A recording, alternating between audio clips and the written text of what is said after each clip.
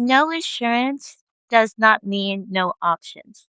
And a diabetic foot ulcer is not something you should wait on because you're worried about a bill. And I understand, but we see this quite often. And welcome back to Diabetic Foot Files. Today we're going to talk about something that doesn't get discussed nearly enough.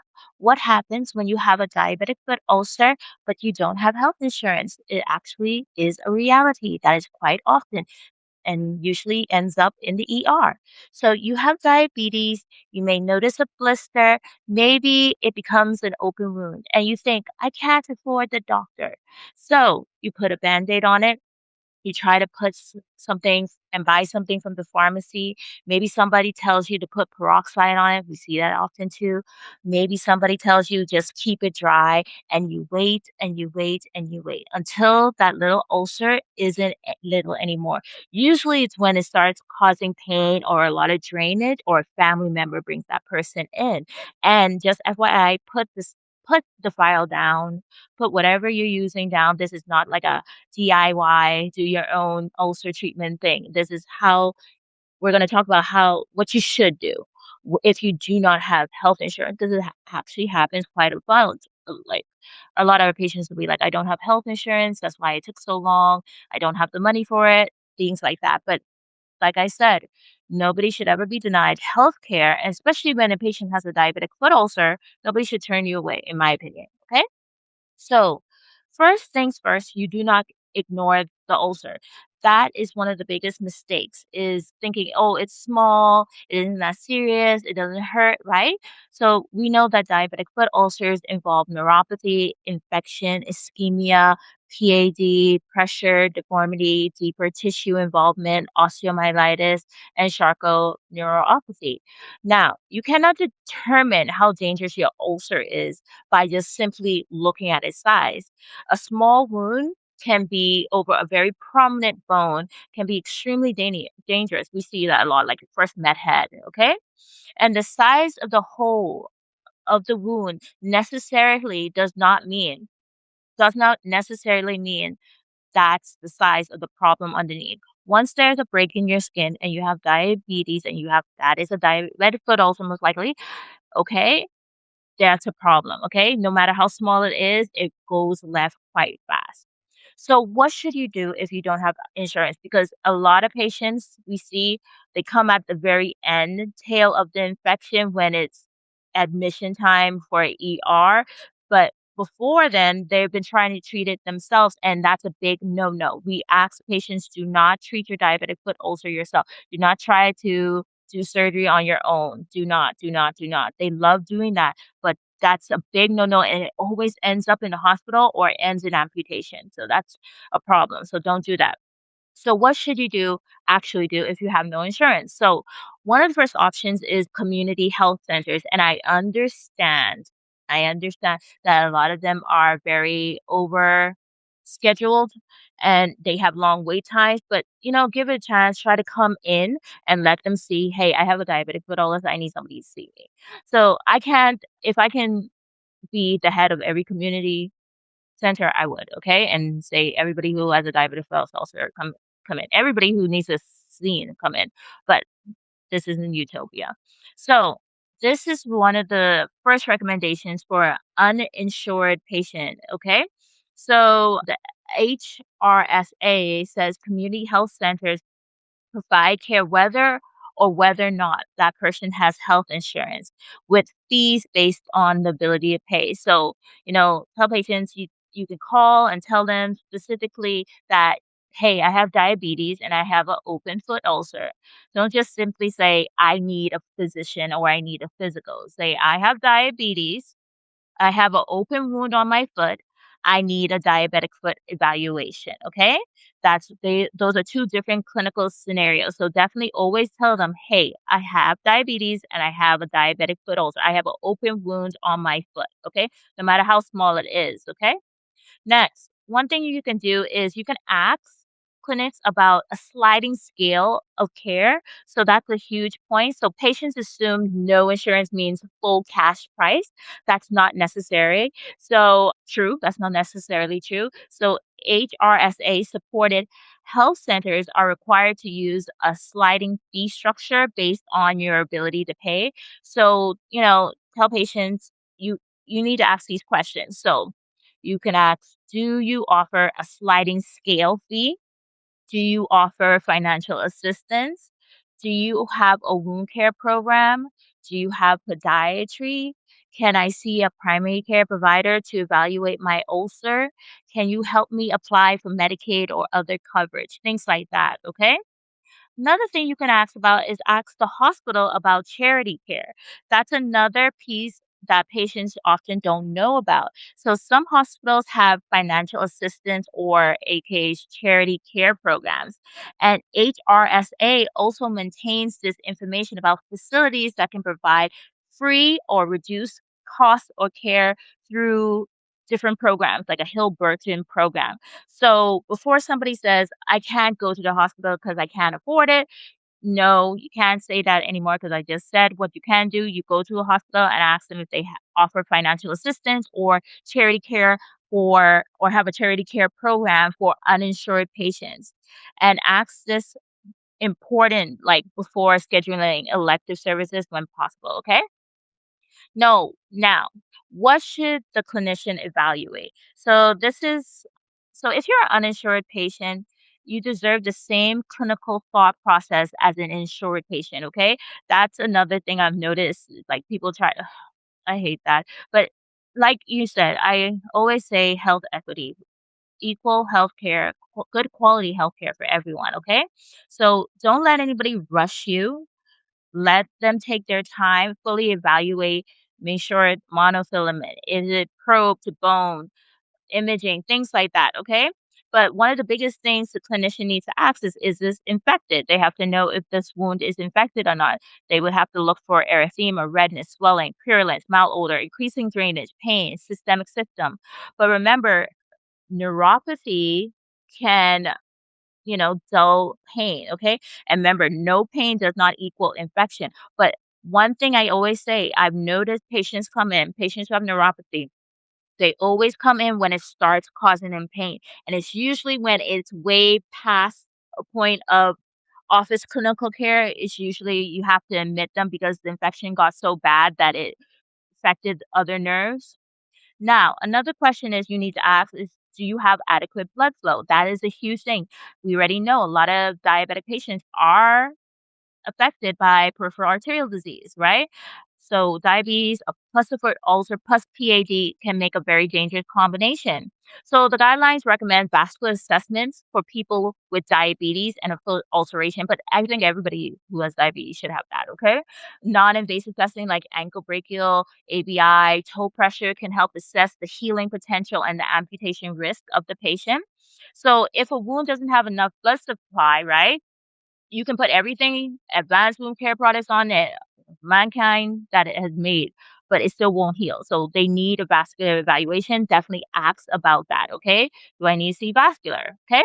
And don't let somebody say, no, no, you're fine. No, see vascular. Now, is the wound being offloaded? So that's another thing we see quite often. A lot of people cannot leave their job. They honestly sometimes people are literally homeless. They are, going to different shelters, okay?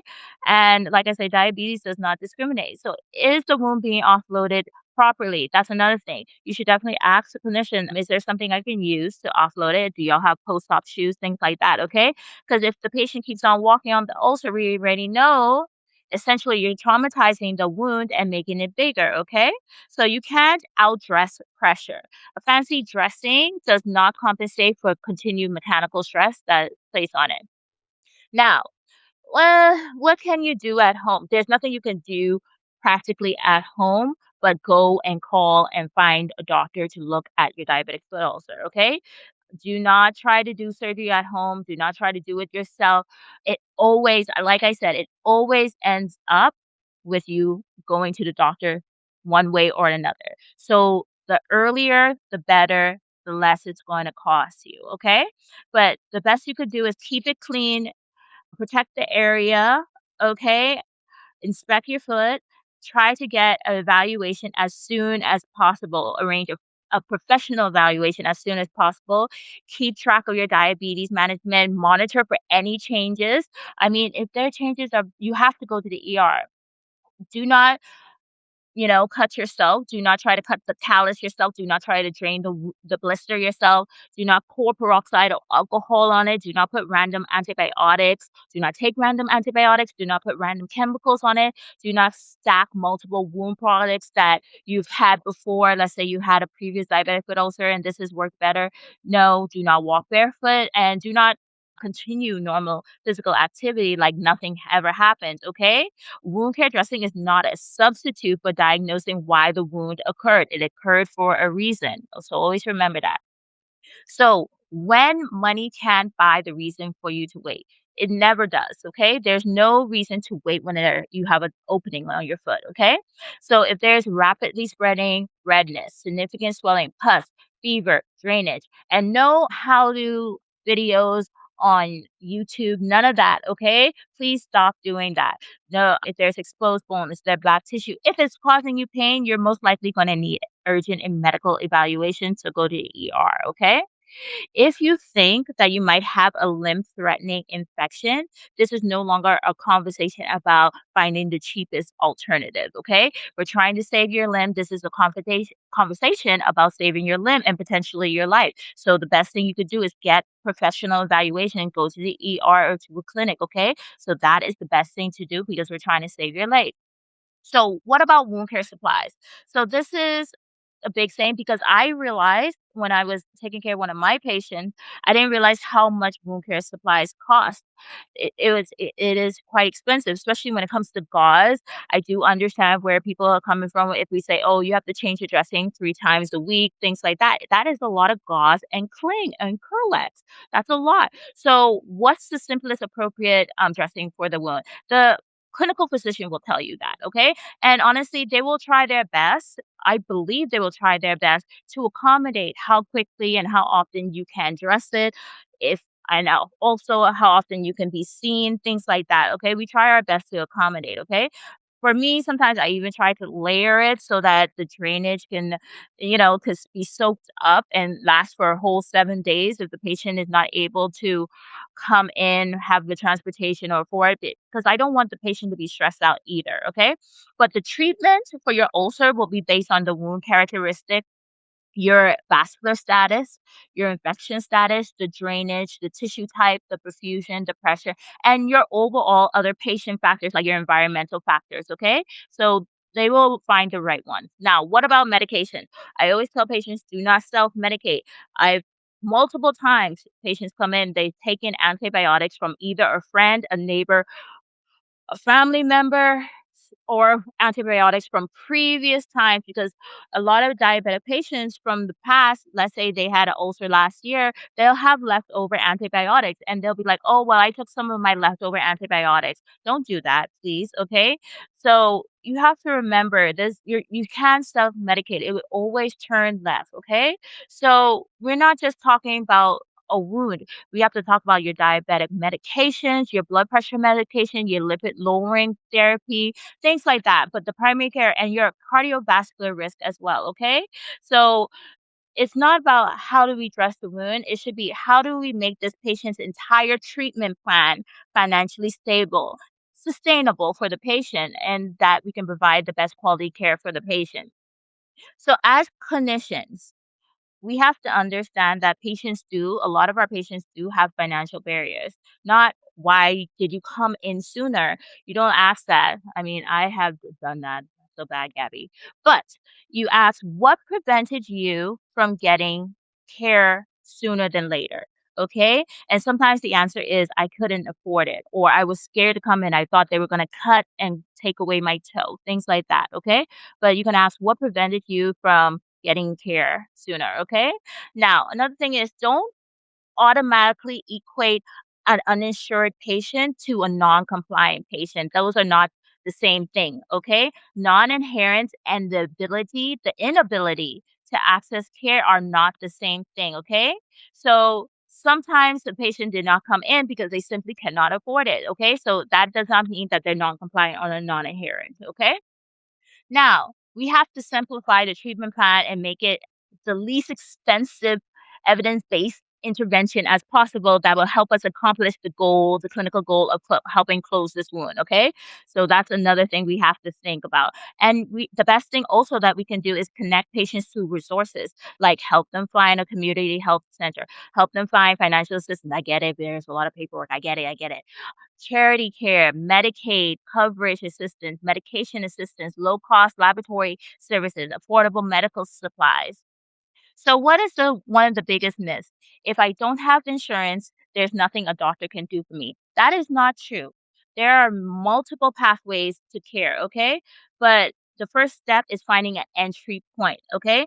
And for patients in the United States, HRSA supported health centers are particularly designed to care and provide for patients who have, regardless of their insurance status, and they might use a sliding fee arrangement, okay? So let me leave it like this. So if you have diabetes and you have an open wound on your foot, do not let that be an embarrassment or a reason of fear or even a lack of insurance be a reason to convince you to manage it alone or not to go into the doctor. You do not need to have perfect insurance. You do not need to have thousands of dollars sitting in your bank account. You do not need that. You do need one thing you do need is to get a wound evaluation, okay? And the cheapest wound is often the wound we prevent from becoming complicated. That's the cheapest one, okay?